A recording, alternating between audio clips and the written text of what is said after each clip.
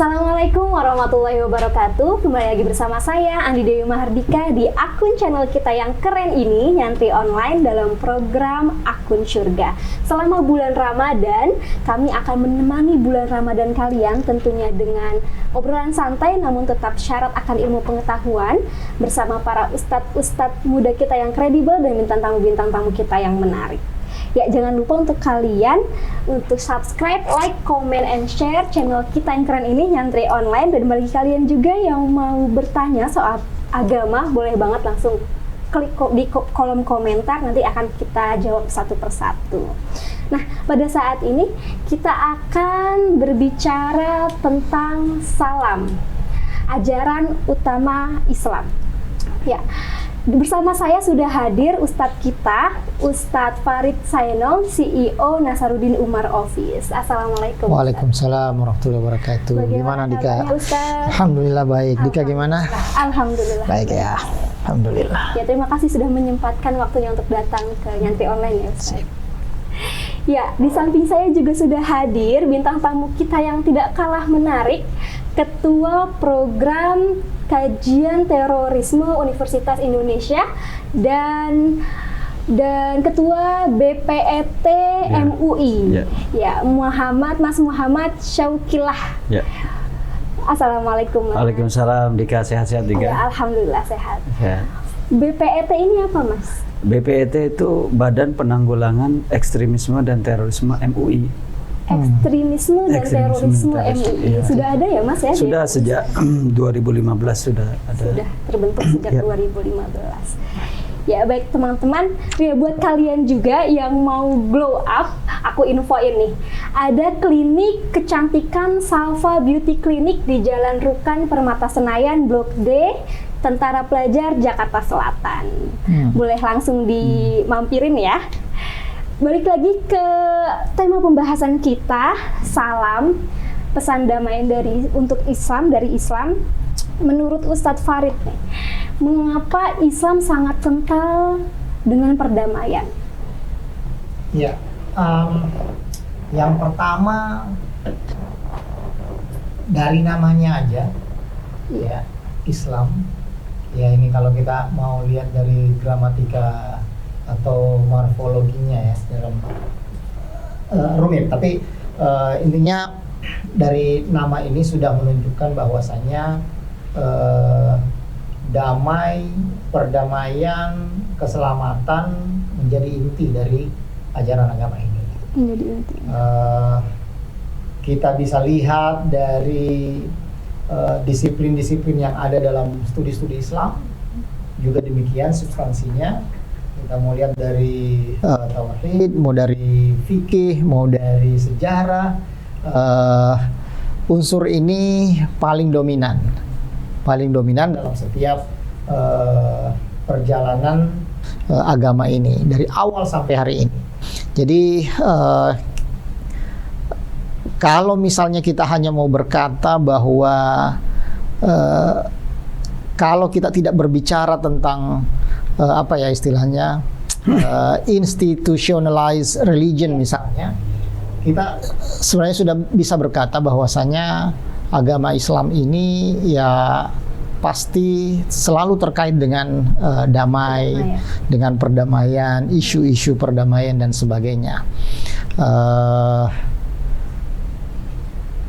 Etika, jadi begini, kita tidak bisa misalnya juga terlepas dari konflik, selalu ada.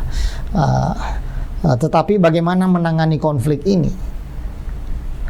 Nah, Islam menawarkan sesuatu yang sangat sangat menarik untuk kita lihat dari segi damai, isu-isu perdamaian. Ya. Jadi misalnya sisi femininnya berperang dalam Islam itu juga ada. Sisi feminin berperang dalam Islam. Jadi misalnya sifat menghancurkan di dalam perang itu kan natural ya, membunuh, menghancurkan dan sebagainya. Tetapi kita punya etika dalam berperang, misalnya tidak melibatkan orang yang tidak ikut dalam konflik. Jadi tidak memerangi orang yang tidak ikut dalam konflik. biasanya kita terjemahkan dengan perempuan, dengan orang tua, anak-anak, itu nggak boleh diapa-apain. Apalagi tidak merusak yang istilahnya tidak perlu atau memang nggak boleh dirusak. Jadi pohon-pohon. Ya sebatas keperluan aja. Tapi kalau misalnya sampai mau ditebang tanpa ada alasan sama sekali, atau yang memang dilarang seperti tempat-tempat ibadah, nggak boleh. Bahkan dalam perang pun nggak boleh dihancurkan, nggak boleh diganggu lah. Jadi istilahnya orang yang masuk ke tempat ibadah pada dasarnya rumah ibadah ini nggak boleh diganggu. Tinggal bagaimana strategi, misalnya kalau ada musuh yang masuk ke situ kan masalah strategi aja ya. Tetapi rumah ibadah hanya sebagai sesuatu yang tidak boleh disentuh. Bahkan dalam perang sekalipun, apalagi di suasana damai, nggak ada perang, masjid mau diganggu atau gereja mau diganggu, itu nggak ada itu. Dalam perang sekalipun nggak boleh, apalagi suasana damai. Jadi menjadi pertanyaan besar memang buat kita, ketika tidak ada perang seperti kita di Indonesia ini. Rumah ibadah mau diganggu, apalagi dibom dan sebagainya. Itu aneh. Iya, seperti itu. Sekarang ya sedang berkembang itu akhir ini. Bagaimana Ustadz, menurut Ustadz kok bisa? Apalagi pelakunya ini milenial, Ustadz. Iya. Nah, ini kemudian menjadi pertanyaan buat kita sebenarnya. Mereka yang dibawa ke depan itu, ya Ustadz Syauqi ya, adalah orang-orang yang ya ada juga yang kira-kira dalam tanda kutip belajar agama secara konsisten, tetapi kemudian mereka dengan sangat mudah bisa menjadi yang kalau kita sebut penganten ya, istilahnya berada di depan dengan bom bunuh diri atau dengan resiko yang membuat dirinya menjadi korban pertama misalnya, dan itu mereka nggak pikir lagi sebagai pemuda. Nah itu saya kira kajian yang sangat menarik, apalagi di jurusannya Pak Syauqi ini ya.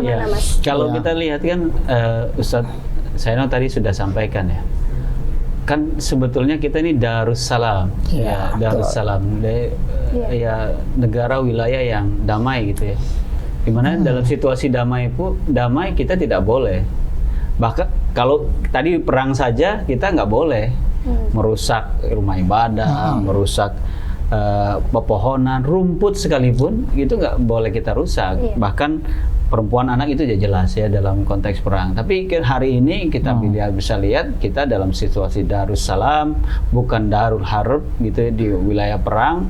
Dan semestinya sih generasi kita lebih peduli ya bagaimana menciptakan perdamaian. Karena kan esensi Islam sebagaimana tadi Ustadz Farid sampaikan, kedamaian, Islam itu kedamaian. Ujungnya dari Islam ada mungkin kesejahteraan. Kesejahteraan di mana dalam maqasidus syariah tujuan kita beragama itu adalah ya kesejahteraan, soal kehidupan kita, soal keturunan kita, bagaimana menjaga harta kita dan yang lain sebagainya. Jadi memang tuntunan-tuntunan Islam itu memang mengarah pada perdamaian. Kalau misalkan ada ayat-ayat berkenaan dengan misalkan perang, itu kan pasti ada syarat-syaratnya, Ustadz ya. Kalau mau perang itu pasti ada syarat-syaratnya. Bagaimana? Dan itu pun ketika misal juga kita mau menggunakan syariat Islam dalam konteks pidana, itu berat sekali untuk bisa kita terapkan. Misalkan ketika orang itu dilakukan potong tangan pun itu harus jelas dulu. Kalau juga dalam misalkan perzinahan itu bukti saksi itu kan mukson, goin mukson, dan kategorinya rumit sekali ke dalam fikih. Jadi memang ya kita harus mengedepankan dalam Islam itu kehidupan. Sebenarnya Islam itu sangat ini dalam kehidupan, apalagi sekarang situasi Covid ya Ustaz ya. Di mana banyak sekali pro kontra soal vaksin dan yang lain-lain. Itu sebetulnya inti ajaran Islam itu hifdzun nafas juga gitu ya, menjaga kehidupan. Nah itu yang mungkin kita dorong supaya kalau kita damai ya kehidupan kita menjadi lebih baik ke depan. Mau ibadah enak, mau kita bertetangga enak, mau belajar enak. Coba kita lihat wilayah konflik seperti Suriah. Ya. Di mana saya pernah Susah semua. ketemu Ustaz pengungsi Suriah. Oh ya. Mereka bilang begini. Abi, bahasa Turki. Abi, dulu kami satu apartemen. Ustadz Farid pernah apartemen, di dunia di luar Indonesia itu apartemen. Satu apartemen itu ada Syiah, ada Kristen, Maronit, Suryani, Katolik, Kristen. Terus juga ada Muslim di situ. Mereka hidup berdampingan secara damai. Damai. Aman-aman aja. Aman-aman, damai, aman. Dengan begitu, saya bisa beribadah dengan tenang. Coba kita lihat sekarang, mau ibadah aja susah, mau menuntut ilmu susah. Sebetulnya karena syarat utama untuk melakukan kita beribadah itu ada ketenangan, kenyamanan, stabilitas itu penting. Jadi mari kita jaga soal perdamaian ini. Tapi kembali ke masalah anak muda itu juga, ya itu yang harus menjadi perhatian saya kira, Mas Syauqi. Kenapa ini anak-anak muda yang paling gampang menjadi target apa istilahnya pengantin bom ini ya? Ya ada beberapa kasus di mana orang yang sudah sangat dewasa, tapi yang paling banyaknya anak muda ya. Kenapa ya dalam kajian-kajian terorisme? Dalam kajian terorisme misalkan kita lihat ya, Ustadz Farid dan Dika nih, ini milenial Dika ini. Jangan-jangan nanti target dari ini, Ustaz, target direkrut ini. Saya belum tahu dia kebal atau enggak. Iya, itu yang imunitas ideologi ya, imunitas kita nih juga. Kenapa ini? Jadi kalau kita lihat misalkan Osama bin Laden, lahir tahun 1957, 79 ke 57 kan ya masih usia milenial ya. Itu dia sudah bergabung ke Afghanistan. Abu Muhammad Al-Misri. Dan mentornya Abu Jandal, bukan Abu Jandal ini ya. Abu Jandal mentornya Abu Jandal. Itu dia usia 63 1963 lahir. Lalu kemudian di usia tahun 70-an, 80-an itu sudah juga bergabung sama Al-Qaeda. Jadi memang historisnya sejak masa Al-Qaeda, ISIS, apalagi ISIS ya, anak-anak muda banyak sekali. Dan pelaku-pelaku bom Bali itu relatif usianya juga masih muda gitu ya. Usia ini Ustaz yang bom Marriott, bom kedubes Australia. Anak muda semua. Itu anak muda semua, Mbak. Anak muda semua. Itu karena memang ya, dan ada juga beberapa riset teman-teman itu hampir 50% dari 200 kasus yang diteliti itu 50%-nya anak muda. Jadi mungkin anak-anak muda ini kan pertama kalau Dika ini alumni dari UIN ya. Fakultas Penyiaran Islam pula kan. Nah, ini yang kita khawatirkan untuk rekan-rekan kita, sahabat milenial ini yang sedang menyaksikan tayangan kita ini bukan lulusan madrasah. Lulusan madrasah aja ada yang kena, apalagi bukan SMA gitu ya. Lulusan pendidikan-pendidikan yang sekuler umum gitu. Terus lebih rentan. Lalu kemudian usianya sangat muda. Terus di keluarganya tidak ada tradisi belajar Islam secara baik. Misalkan kalau Ustadz Faris, saya yakin di keluarganya belajar fikih, belajar Al-Quran, belajar usul fikih, balaghah, mantik, segala macam itu belajar. Makanya saya bilang tadi sama rekan-rekan yang milenial nih, rekan-rekan milenial, kalau menyikapi perbedaan itu, kita santai aja. Contoh, kita baca Quran aja. Baca Quran, Al-Fatihah, 1 kali nafas boleh, 2 kali nafas boleh, 7 kali juga boleh.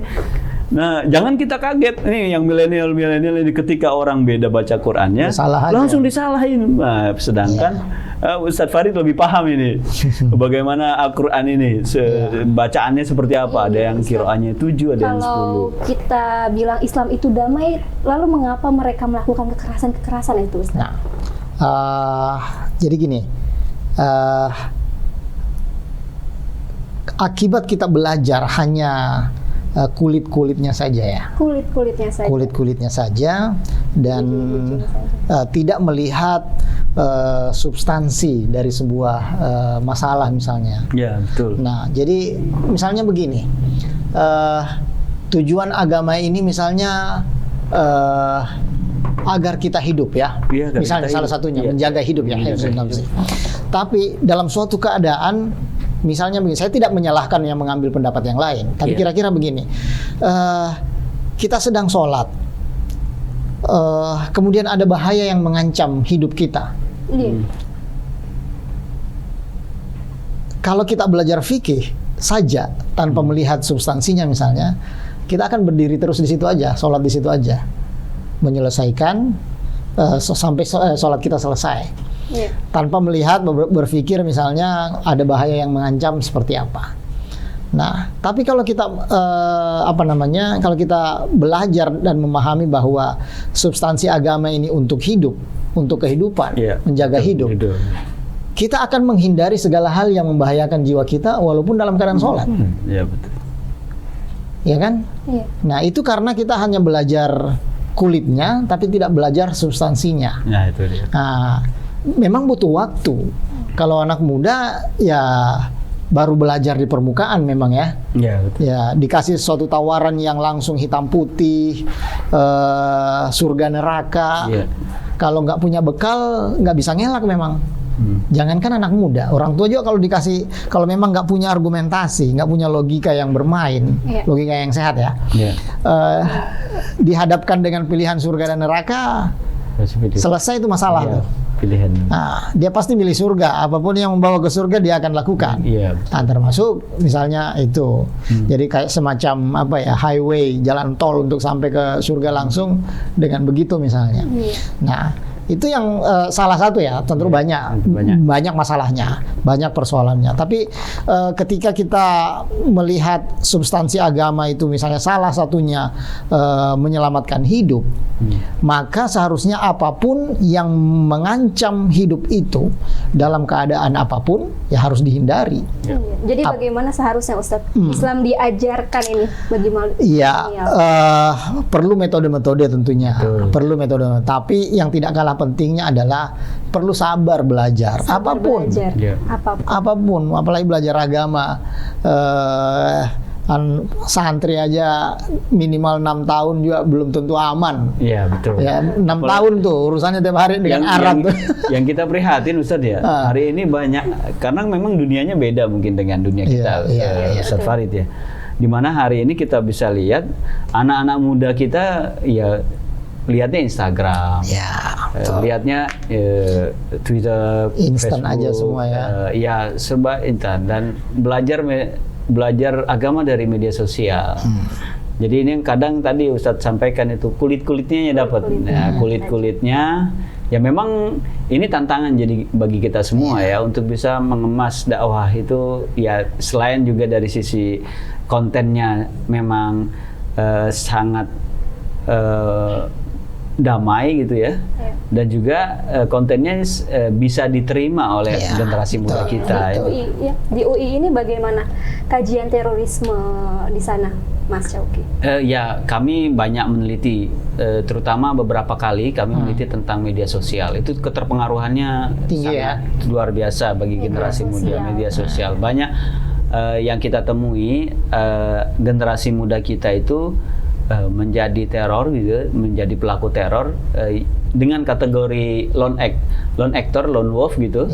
Itu awalnya dengan media sosial. Berawal dari media sosial.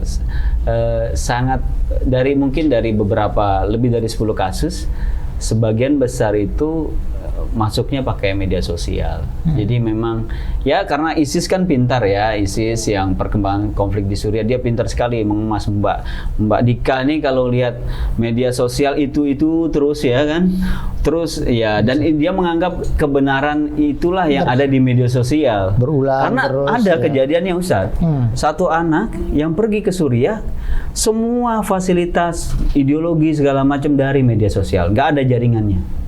Dia cari jaringan masuk ke Suriah bagaimana, beli tiket melalui media internet, terus kemudian dia terpapar juga lewat internet, nggak ada yang lain. Jadi memang ini PR nih anak-anak muda nih. Dan juga penting juga kalau kita ketemu Ustadz Farid ini kan sejuk ya kan, ramah gitu. Nah kita butuh ustadz-ustadz yang anak muda ini perlu tahu mana kategori ustadz yang baik gitu dalam mengajarkan agama. Gitu. Jadi anak muda ini memang PR betul sih ya. Ya, PR. Jadi kita yang juga sebenarnya sudah tidak di situ, kemudian harus melebur juga ke dunia mereka. Media sosial harus dipenuhi dengan pesan-pesan damai. Itu kan nggak mudah juga.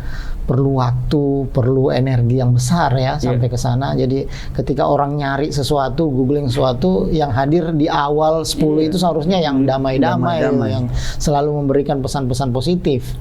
Tapi ya alhamdulillah ya sudah banyak kemajuan kita. Tapi misalnya 10 tahun lalu, yang 10 pertama ini nih yang aneh-aneh nih, yang bisa bawa kemana-mana. Jadi kalau kita bisa berpesan misalnya kepada anak muda ya, selain misalnya harus belajar, sabar belajar, ya logika dan berpikir kritis selalu harus ada, harus muncul. Jadi kalau berlawanan dengan akal sehat pada dasarnya itu juga sudah agama sebenarnya. Jadi kalau sudah berlawanan seharusnya dia tinggalkan, nggak ikut, cari yang lebih safe ya. Lebih safe. Nah ini yang saya kira kurang juga di teman-teman muda ini. Itu padahal kalau kita lihat dari sisi ini pakai pendekatan integratif kompleks itu.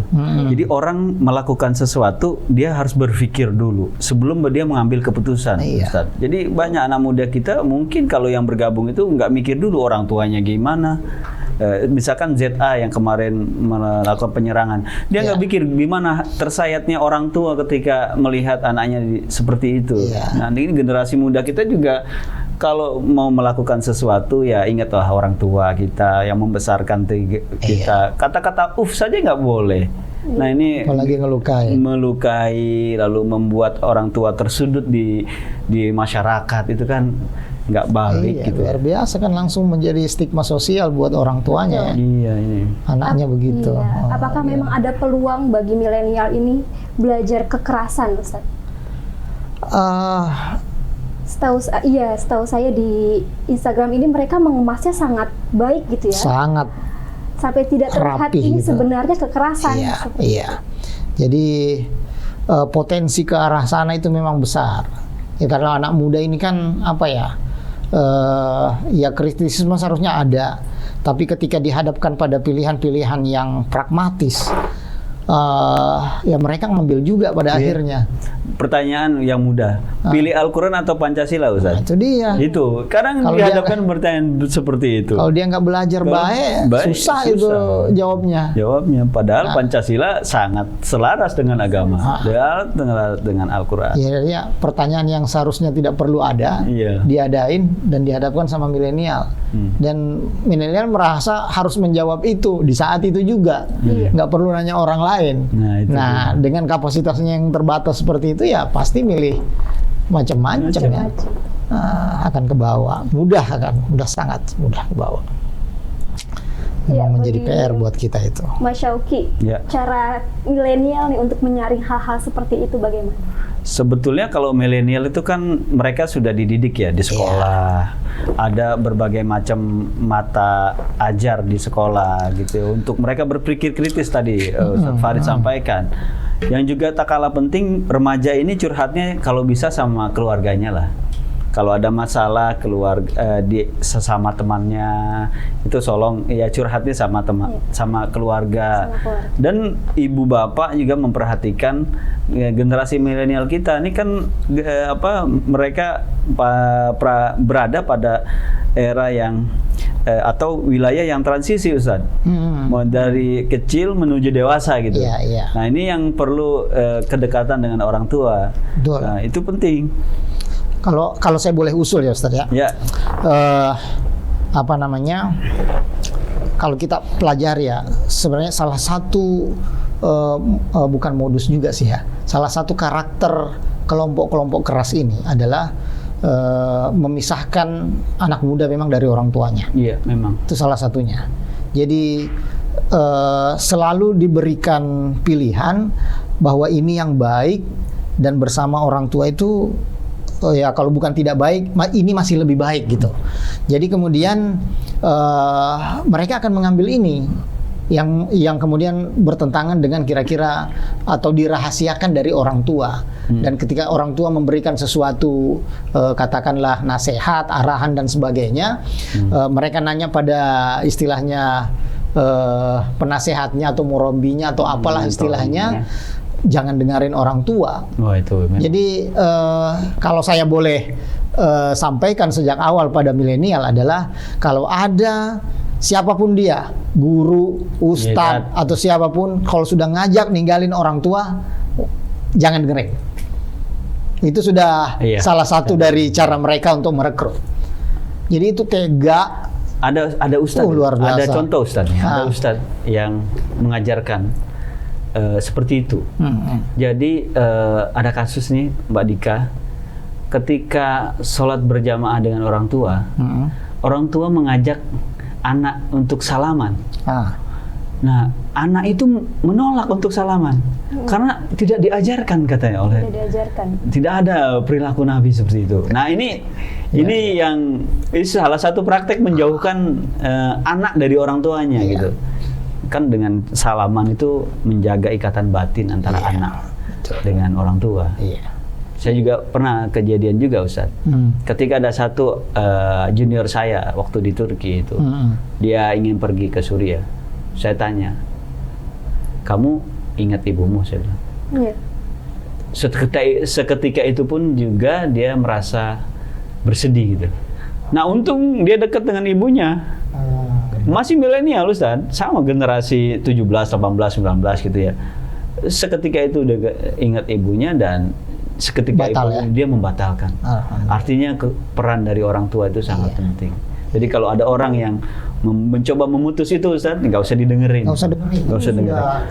Kacau. Iya, Ustaz, kira-kira ada yang salah nggak dengan sistem pendidikan kita sehingga ajaran Islam damai ini tidak sampai kepada mereka?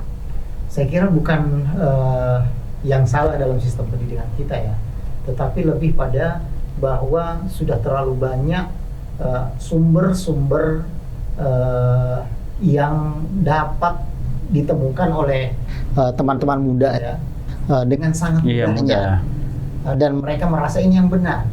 Sementara kalau kita bicara otoritas, siapa yang paling berhak menyampaikan sebuah tema misalnya atau ajaran agama, itu mereka nggak bertanya-tanya lagi seperti itu. Googling, ya memang itulah salah satu cara. Googling dapat info teknisnya begini, udah. Ya sama dengan kalau kita mau belajar, nggak usah masalah agama lah, langsung Google aja kan sekarang, nggak perlu tanya ahlinya lagi, langsung Google kita langsung ikutin. Siapapun kita, hampir rata-rata begitu. Bagaimana caranya melawan itu tuh Ustaz? Materi yang ada di dalam media ini yang perlu kita perkuat. Jadi ya itu tadi, kalau kita nge-googling kita dapatnya yang bagus. Nah kalau nggak ada yang menyediakan yang bagus di media kita, habis kita. Dan ya sudah banyak perkembangan positif terkait ini. Kita sudah berjuang banyak untuk ini. Sedikit demi sedikit sudah terkalahkan yang aneh-aneh itu. Minimal 10 site pertama itu kita sudah sering mendapatkan yang bagus sekarang. Setelah berjuang beberapa lama ya. Karena itu yang menjadi target mereka memang. Yang menjadi target mereka memang. Jadi bukan sistem pendidikan sebenarnya, cuman hanya bagaimana kita menyediakan informasi atau pengetahuan kepada siapapun di media khususnya, dan itu yang menjadi dominan. Ya, bukan yang lain. Kira-kira itu. Menurut Mas Syauki bagaimana Mas? Ya saya menambahkan Ustadz Farid ya, Mbak Dika ini. Mungkin dulu kita, kalau generasi saya nih dengan Ustadz Farid pasti, tapi itu quote unquote ya bagaimana penataran P4 gitu, pendidikan pengamal penghayatan Pancasila, itu bagus juga menurut saya. Tapi perlu dikontekstualisasikan dalam bahasa anak muda ini. Itu jadi tantangan kita. Mungkin mendorong supaya Pancasila itu menjadi nilai-nilai yang anak muda itu senang kalau ngomong Pancasila gitu. Nah itu narasinya pakai media sosial. Nah, sehingga media sosial itu diisi oleh konten-konten yang ramah terhadap peragaman, ramah terhadap perbedaan. mengajarkan kita berbaik sangka terhadap orang lain gitu. Hal-hal yang seperti itu yang kita perlukan di jagat media sosial kita nih. Itu menurut saya salah satu hal yang krusial, Ustaz. Ya tentu banyak ya yang bisa kita tawarkan. Itu hanya beberapa hal. Ya berpikir kritis, informasi yang disiapkan di media sosial, mencari sumber-sumber yang otoritatif, sumber-sumber yang memang ahlinya di situ. Jadi teman-teman muda ini juga tidak salah dalam mencari jawaban, atau misalnya berilah kesempatan, atau misalnya kalau kita bisa pesan nih sama anak-anak muda nih, kalau mencari sebuah jawaban, minimal carilah 2, jangan 1, 2, carilah 2, kemudian syukur-syukur ini berbeda 2 nih, jadi bisa menjadi pancingan untuk berpikir kritis. Lu kok ada 2 jawabannya? Yang benar yang mana? Nah, itu membuat dia harus berpikir, minimal nanya orang yang lebih bisa tentang tema yang sedang dia cari misalnya. Jadi kemudian dia punya kesempatan lebih banyak untuk memfilter semua informasi yang dia dapat. Jadi kalau kita puas dengan 1 jawaban, itu aneh. Jangankan dalam dunia sosial ya, di dunia kedokteran pun harus, sekarang ini sudah harus itu sudah pasti istilahnya jawabannya, tapi tetap harus nyari second opinion. Nggak bisa hanya 1, kira-kira ya gitu, Dika. Iya, baik teman-teman, terima kasih Ustadz Farid, terima kasih Mas Syauqi, terima kasih Mbak Dika. Sangat penting banget nih buat para milenial untuk disimak. Sangat berdaging istilahnya saat ini ya, sangat. Ya bagi teman-teman yang suka ngopi, boleh banget nyobain kopi Beraja. Ngopi terus sampai sukses. Nanti kita cobain setelah buka puasa ya Ustadz ya Mas. Siap. Ya teman-teman semua, terima kasih sudah menonton Akun Syurga. Semoga apa yang kita bahas tadi dapat bermanfaat bagi teman-teman semua. Jangan lupa besok tentunya masih banyak tema-tema kita yang lebih menarik dengan ustadz-ustadz muda kita dan tamu-tamu kita yang keren-keren. Makanya jangan lupa subscribe, like, comment, and share akun channel kita Nyantri Online dalam program Akun Syurga. Wassalamualaikum warahmatullahi wabarakatuh. Waalaikumsalam warahmatullahi wabarakatuh.